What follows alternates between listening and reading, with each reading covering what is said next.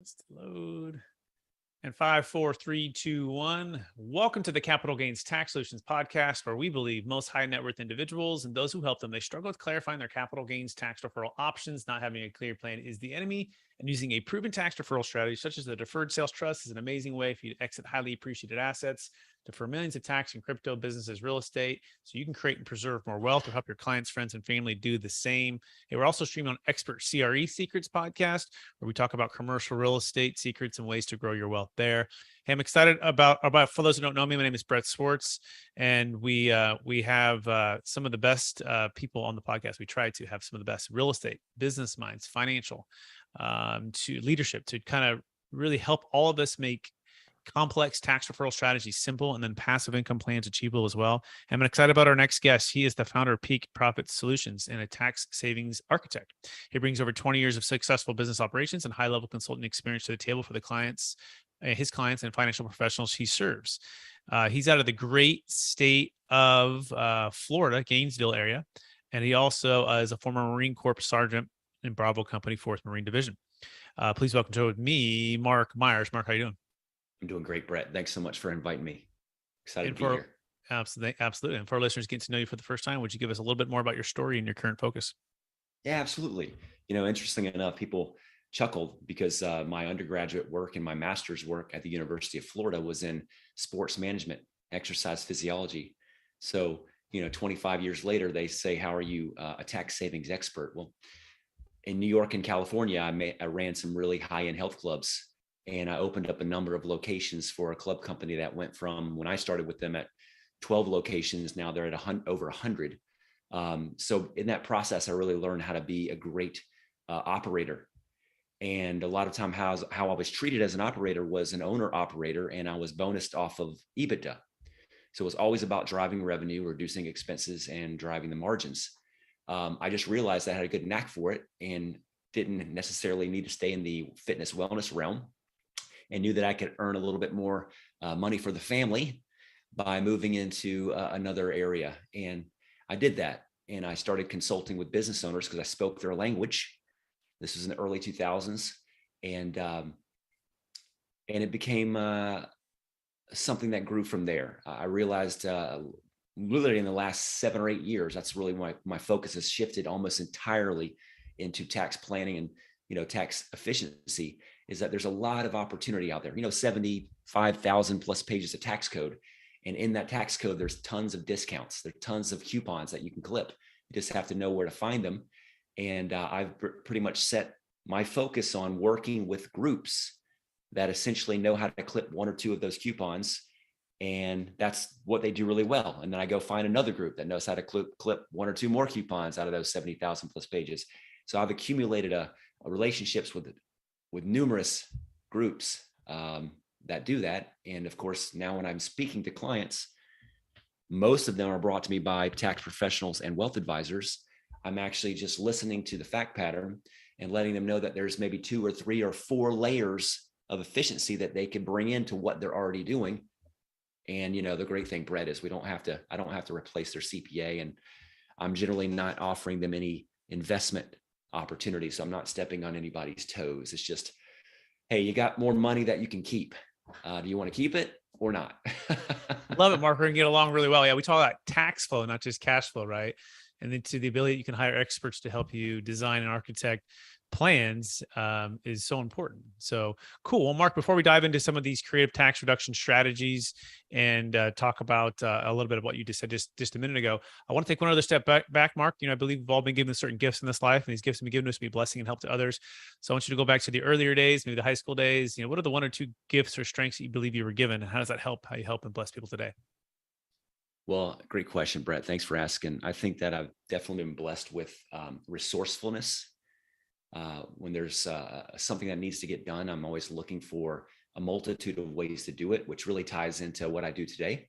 I'm never looking at I've got a dead end here. There's nothing I can do. I'm looking at how many additional things can I create to get the net result that I'm looking for. And sometimes you have to be very resourceful. And that's kind of led into more of a leadership side as well. Whenever you can create seemingly things out of nothing, there's a leadership quality to that. And the Marine Corps helped me hone in on that a lot. So I would say that resourcefulness and leadership are two things that, two gifts that God gave me. And I just work really hard to shepherd them well. Um, Love it. yeah, Love it, brother, thank you. man. Amen on that. So let's dive right into the creative tax reduction strategy. So Mark, what's the number one secret to unlocking creative tax reduction strategies? Ooh, powerful question. So when it comes to selling appreciated asset, Brett, you probably know this. You know this really. You absolutely do know this. Um, it's about planning in advance. The last thing I like to hear is someone that says, I sold an asset and have a tremendous amount of profit and have this big tax bill. And I say, great. When are you selling it? Oh, I sold it 2 months ago. Well, yes, the good news is there are things you can do. The bad news is you've left a lot of things off the table that you could have done. So I'd say planning and being forward looking. So the number one secret is to make sure that you are, particularly in a sale of an asset, but even if it's just regular income we're looking at, it's always looking forward. How should I be structured to be most efficient in my tax planning? Because structure is everything. Excellent. So planning in advance, right? Timing. And yeah, there are certain things where if you don't do it beforehand, you eliminate the opportunity to do that. There are some things post, but you're limiting your options. Is that a fair summary so far, Mark? 100%. Excellent. What's the number two secret to creative tax reduction strategies? Think outside of the box. If you think inside the box, you're going to take a mortgage interest deduction. That's all you're going to get. You know why? Because your CPA is going to say, that's all you can do. Not that because they don't want you to save in taxes, because they're trained to just, do what they do, and getting outside of that realm and jumping into thousands and thousands of pages of tax code and applying it using a legal kind of lens is generally not the forte of a solid tax professional. That's when you're looking at the attorney side of things or the business strategist side of things. There's a reason why Amazon and Microsoft and Nike and all those companies don't pay federal income tax. It's not because they're not highly profitable. So think outside the box is number two, which leads into the next question. What's the best way to help a CPA of a high net worth individual overcome a false belief of what's actually possible in the tax code?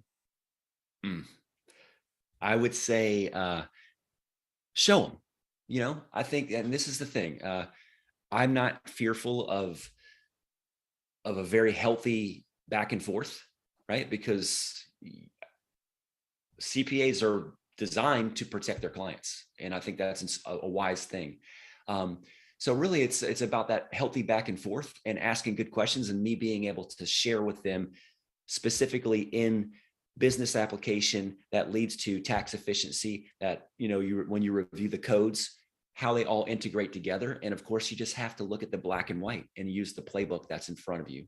So I think that's the best way, to be patient and ultimately know that, hey, when I'm talking to a CPA, I want them to know I'm not your enemy. I'm not looking to disband you. I'm not looking to share with your client that you've done anything wrong or that you don't know something that you should know, because that's not the case.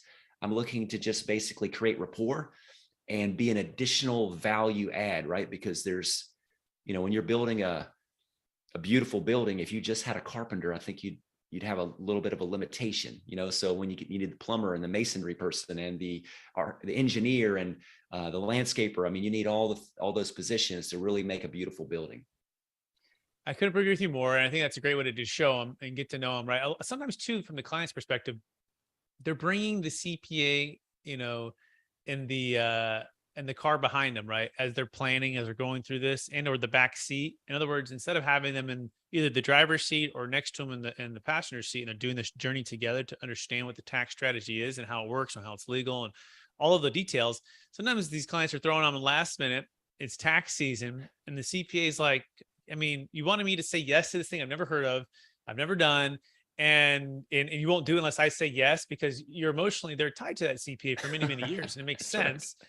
And so you can't blame the CPA to be like, no, like, and how much are you going to pay me to go on this hour-long call? So there's that tension there, right? So this goes back to secret number one, which is planning in advance, right? It's so important, and give your CPA time and energy to be able to go along this journey. But that being said, you also can't expect a CPA who's done, who knows, tens of thousands of tax returns and is not let's just say he's a he's a general practitioner, and there's nothing wrong with that. They're just going to be like a general family practitioner, like health wise. Then there's like a brain surgeon when it comes to exit planning, highly appreciated assets. So maybe tell us a story where you had to work through that tension and how you brought it all to completion. Yeah, that's I had to work through a number of them. I think in speaking to your examples there, they were spot on. I know you've been through this multiple times. It's really what time you're brought to the party. And if there's pressure put on the CPA because of the timing that they were brought to the party, an additional layer of patience has to be in place. So I will tell you that, I was brought to the party at the tail end of a sale of a highly appreciated business. And, it was a lot of taxes at stake that could be saved. And in this process, we really had a lot to do because it was a forward-looking structure, and that they had to change the assignment of income, because assignment of income is everything when it comes to sale of an asset. Once you have the assignment of income, the IRS has their handout saying, where's my tax bill? So in that situation, I really had to slow down, take it step by step, even though it was a fast-paced environment where the owner of the asset really wanted to move through the process and get the approval. I had to just tell everyone we need to slow it down. And so long as there's no binding letter of intent and no contract in place with your name on it, then we're okay. So that process went a little bit longer than I think anybody wanted it to, but the net result was that everybody had the information they needed to make the right decision. Excellent. Yeah. It's kind of cool. I mean, I know your background might be sports, and I think it's also military as well, obviously military, but I imagine it's like the fourth quarter. It's part of why I love it, because it's like 10 seconds to go sometimes. And you've got to bring multiple groups together who have multiple interests. We just did a business sale and we ran out of time. In fact, they brought us in like 10 days before closing. And this is over $10 million sale, huge tax. And the clients were like all on board, but all of a sudden it seemed like the M&A advisor, you can't blame him. He's like, oh my gosh, like I'm representing both sides. Like these guys are coming last minute. Like this is something that's new to him. And you can't blame him for being like, well, it seems complicated. It seems like I wouldn't do it. It seems, all of the things. It's like, well, yeah, but if you were in our shoes paying the millions of tax, you might want to do it. So how do you help like at the M&A advisor or not just a CPA who's looking at it from a legal tax perspective, but the M&A advisor or business broker, or commercial real estate broker, or whatever, from a commission standpoint, right? Because they're living and dying on, this deal closing kind of thing. Yeah, those are I say those have been the toughest ones, Brett. I mean, when you're looking at the M&A side of things, they generally, don't have a dog in the fight for the tax burden of the seller. Their sole purpose is to get the deal closed, make both parties happy, but essentially have a check that they're walking away with, which is a commission for getting it done. So anything that disrupts that flow becomes a little bit of a thorn in their side, and they may want to squash it. So again, it comes right back to that conversation that we talked about with the CPAs. It's almost like you have to fully educate them, and at the same time, the selling side has to be very firm, and that they're not going to just let this go by the wayside. Exactly. I like it. So that when I was shopping for lenders for my house, family house, right? And I literally called like 50 lenders, and I'm the type that's going to really find the best deal.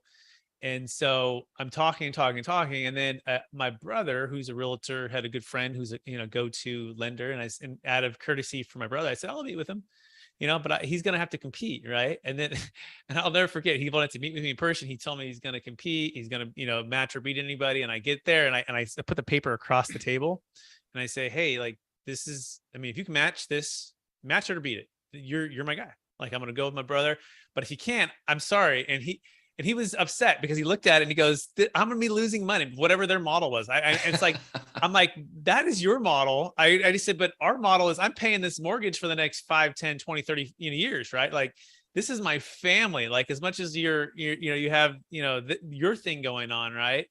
Go to the people that you talk with and have them lower their thing. So, it's hard because these M&A advisors or even commercial real estate brokers, I'm a commercial real estate broker, and I've done deals that's taken 5, 10, 13, 15 years to establish, and you do all of this work, right? And so you can't blame them to even get to this point where it's either it's going to cross the goal line, you're going to get the touchdown and closing at the big commission, or it's not, right? And any little thing can mess it up. So you can't blame them either. Like, I've been working, years to get to this point, and this guy's coming in the last 5 or 10% of the deal. Again, back to the client. That's why you should be planning.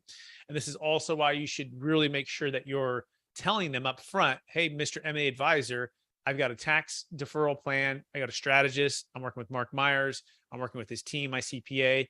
We're not moving forward on this listing or this deal until that's laid out, right? So any thoughts on that, Mark? No, I think you hit the nail on the head. I mean, it really is a matter of it's a symphony, and you're trying to coordinate all the different players of the symphony, and you don't want that bass player to be too loud or to have too much influence over the rest of the players. And that has to do with, again, communication is really, really important. You've got to be an effective communicator, and you've got to really keep, I think the most important thing is to always keep the seller focused on their transactional benefit and the focus on how much they have to lose or gain by either participating or not participating in this. And a lot of times, as you know, Brett, it's not just about this transaction, especially if you're putting it into an entity that has a tax benefit over time. It's about the next 30 transactions, 40 transactions. It could be 50 years down the road that you're still getting tax benefits for future sales. And that's not just on long-term capital gains. That could be on short-term capital gains, which obviously is a lot higher.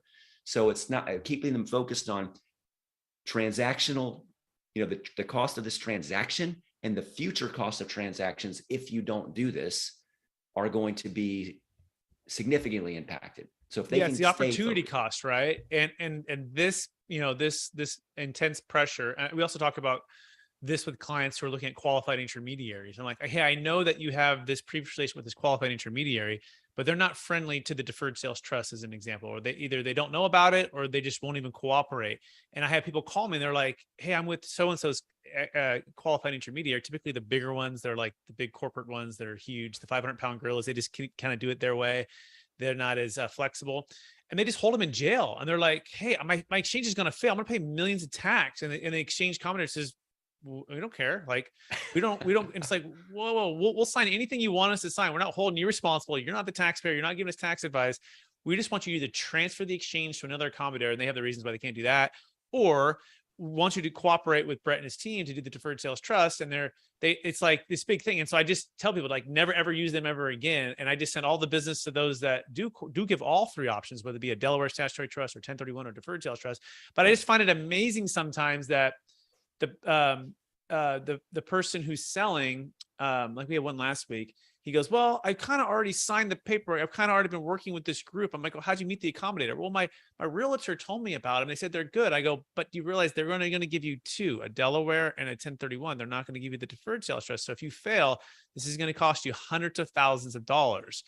And they ended up just still going with it. They're like, well, I think I've already gone too far. It's like, okay, well, you're thinking a lot of things and you're going to be locked in jail there. And I'm just like, man, you're thinking short term, like think bigger for your family. So any thoughts on that, Mark? Absolutely. I mean, it has to be long-term focused. And you think, most people that are in real estate generally have a longer term perspective, unless they're obviously more of a flipper mindset. But long-term is the key. And that's keeping them focused on their long-term cumulative mindset is ideal. And if they know that, if you realize every single time you have a transaction outside of an environment like a deferred sales trust, or maybe even you can get, I have a beautiful resource, Brett, that for people that are willing and ready to not, actively manage their money anymore. I'm not saying they can't continue to invest in real estate and do exotic type investments or private equity. But if they're ready to kind of step back and let other people manage their money, they can eliminate the tax and we can get it into a private placement life insurance policy without a taxable event. So now you can sell a highly appreciated asset without a taxable event. The net yield goes into a private placement life insurance policy that has a very open architecture meaning that you can do real estate, you can do crypto, you can do private equity. You don't have the liquidity issues that most private placements have, but yet you've essentially legally sidestepped the taxes, not just deferred. So it's again, going back to that long term, which is how many transactions are you going to have after this in the process of building your wealth? And the answer is just one more, or two more, or three more, or four more. Then you should be thinking, why would I sell this and leave it in an environment that still gives me the same problem next time? Mm-hmm. So elimination versus deferral, right? Correct. By the way, at least that's a question. So people approach us all the time and they have a new thing. And this is good that you approach and you look at new things, right? So we typically ask like 7 questions of whatever that thing is, right? So, the first one being, hey, how long has that thing been going on for, right? That's just the timing, oh, we've done, 10 of these or thousands of these over X amount of years or over just a year. And of those, how many of them have actually been audited by the IRS, right? And then of that, whoever set it up, did they have the audit? Did they do the audit for their client, right? Or for your client, right? Right. And then do they provide lifetime audit defense? So I'm curious, what is kind of your maybe your 5 or 6 or 7 questions when you're looking and you're approaching a new potential strategy to offer to your clients, that you're asking to make sure that these things have been vetted in a way that you feel comfortable with? Yeah. I mean, actually, you're kind of going down a very similar list as mine. I think that we really run in tandem, because I do vet. That's what I do. I mean, and I don't just work in capital gains. I work in ordinary income. So helping to reduce the taxes for people that are, high income earning W-2. They don't have a lot that they can do that, but they don't realize what they don't realize. But at that point, you're right. I look at kind of from top bottom, how long has this been around? Like, has it been in the tax code forever? Has anybody been utilizing it in the same way that you're utilizing it? What kind of supporting mechanisms do you have as far as court precedent? Have you seen any of this go to court, tax court? How did it fare? What was the outcome? Why was the outcome that way? How are you different? How are you substantially different? How are you substantially the same? Right? Because you might want to be substantially the same if there was a good outcome of the court case. If there was a bad outcome, how are you substantially different? So really working through that. And of course, as you mentioned, what is the plan if there is a challenge, right? Because, even, you want to make sure things aren't listed transactions, right? You don't want to do things that the government is already looking for, not because they're wrong, right? Conservation easement is not wrong. Captive insurance planning is not wrong. There's a lot of things that are out there that are not wrong, but because there were bad actors out there that took advantage of them, now the IRS is saying, I'm going to look at every single time that's done and make sure it's not wrong, right? So, making sure what I'm looking at is not a listed transaction, and also looking at it to say, will it ever be a listed transaction, right? Just because it's not a listed transaction now doesn't mean it won't be one. And the goal is everything being done correctly so far as you can see, right? Obviously, the IRS is going to call step transaction. They're going to call all kinds of economic substance. They don't like it when you reduce tax. But if you have everything lined up as a business purpose, there's a court precedent, there's tax code supporting it, there's history.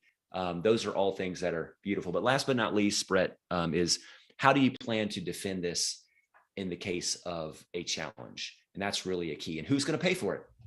Who's going to pay for it? And who's going to defend it, right? Who has defended it? Who's going to pay for it when the IRS does come knocking? Yeah, is it on an IRS watch list or their listed transaction? Yeah, these are all the things you want to be asking, because there's you don't want them to say, it's never been audited by the IRS. Oh, we've never been audited. That's not a good sign. You want to have gone through the fire, right? We're so good. We're just, whoa, be careful there, right? So excellent. Hey, we're running out of time here, but Mark, are you ready for the lightning round? Lightning, let's do it. All right. Knowing what you know now, if you go back to your 25-year-old self with the one golden nugget, make sure to tell yourself to do. I would tell myself to commit yourself to God earlier. Save yourself a lot of problems. Absolutely. Second question is this. What's the number one book you've recommended or gifted the most in the past year? I like Think and Grow Rich It's my second favorite behind the Holy Bible. Beautiful. Third question. What are you most curious about right now? I am curious about seeds, how to propagate them, how to create them, how to germinate them. Excellent. Like fruit and like vegetables, Yeah. or not? Yeah. Well, I guess it would be vegetables, Yeah. but it'd be, Sure. or I guess it could Vegetables. be, right? Yeah, absolutely. I mean, absolutely. And that's, again, I'm curious about that. There's things I don't Okay. know, and I'm not really sure about that same question. Excellent. Next question. What's your favorite leadership quote or theme that you strive to live by? I like Ford. And I'm sure that someone else said it, but he got credit for it. Whether you think you can or you think you can't, you're always going to be right. Excellent. Last question. After all your success, helping all the people you've helped, how do you stay centered in your values, and how do you stay encouraged to charge forward to reach new heights? The centering always comes from faith, and the faith is grounded in prayer and scripture. And of course, when you have your family around you and you know what's most important, then nothing else can ruin it. And sometimes if you get that out of perspective, you can see in business, a lot of times people put certain things before they should, and it gets them into trouble. So those things have really taught me a lot, particularly in the last few years. Amazing, Mark. I want to thank you for being on the show. I want to encourage you to keep using your gift of resourcefulness and leadership to help people look at multiple ways to get a result that they're trying to accomplish, especially when it comes to tax and building wealth. It's no longer just about cash flow, it's about tax flow. So you want to connect with Mark Myers. Mark, if people want to get in touch with you, where can they find you? If they go to my website, it's the best place, peakprofitsolutions.com. And on that, I actually have some case studies that they can click links for me to send them. And I can also be available for 20-minute consultations, no cost. And don't think that you have to come with all your information. Just come ready to chat for a few minutes. Literally only takes me 10 or 15 minutes to determine if there's some good opportunity there. Amazing. Thanks, Mark, for being on the show. Also want to thank our listeners for listening to another episode of the Capital Gains Tax Solutions podcast. As always, we believe most high net worth individuals and those who help them, they struggle with clarifying their capital gains tax deferral options. Not having a clear plan is the enemy, and using a proven tax deferral strategy, such as the Deferred Sales Trust, or getting with Mark Myers to find out what kind of strategies he has as well, is an amazing way for you to create and preserve more wealth when you're exiting highly appreciated assets of any kind. If you want to learn more about the Deferred Sales Trust, you can go to capitalgainstaxsolutions.com, download our free ebook. You can go to our mastermind every Friday, totally free as well, 10 a.m. Pacific Standard Time, 1 p.m. Eastern. Please subscribe to our YouTube channel, and please rate, review, and subscribe to the Apple Podcast if you haven't already. And as well, expert CRE secrets people out there. We're also co-streaming there. So we appreciate everyone listening there. As a commercial real estate or investor, you always want to know about your tax deferral options. So we so appreciate everyone out there. And we look forward to talk to everyone again real soon.